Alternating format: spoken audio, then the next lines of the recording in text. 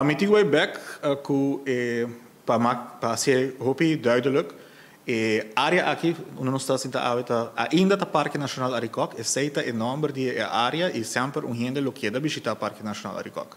Lo qual cambia tá o beheerder, dus nós como fundação que tá manejar a área para o governo, a cambia seu nome. E se nos recorda, eigenlijk essa aqui a ordem cambiar acaba na 2017, ora a cambia de Fundação Parque Nacional Aricoc para a Fundação Parque Nacional Aruba, para sobre o tempo e acaba a mira o que nós trabalhamos mais área erbij, dus Pans Laguna bem erbij, Parque Marino bem erbij, e dus outra área na bem erbij.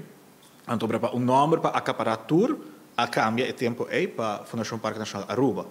Pero durante a COVID nós passamos por processo eigenlijk de reinventar nós mesmos e pôr accento na que nós queremos é importante para o próximo ano de nosso plano estratégico que nós lança ano passado.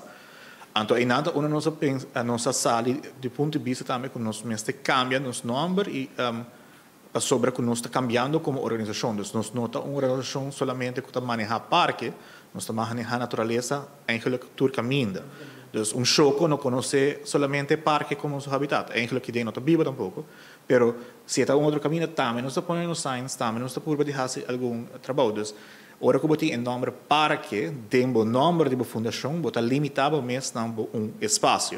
Então, essa é a importância para nós, para legalizar o nome para nós stichting, dus não de área, para nome mais abrir, onde a carga eigenlijk a tarefa que nós estamos fazendo. Então, não somente conservar a área não protegida para o governo, mas também conservar a natureza, em geral, para a natureza. Dus diferentes espécies e diferente outro tipo de ecossistema, habitat, etc. Minha wak também que o hobby viaja, botar como crítica que se o nome inglês e botar lá o papiamento banda e nós gente pensa se americanização. E não a americanização, é eigenlijk internacionalização, caminho que o hobby organização não está assim, para assim posicionar mais melhor a fo. Então, essa aqui é o qual que nós wak também eigenlijk na novembro a visita de Princesa Beatrix está se conosco.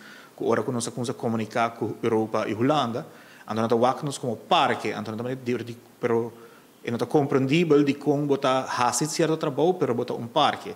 Então em nada nós reparar também ok, nós cinco caminhos nome e eigenlijk de jaluna que nós launch é nome novo, nós há hobby boa reação de comunidade que está ajuda conosco a fo.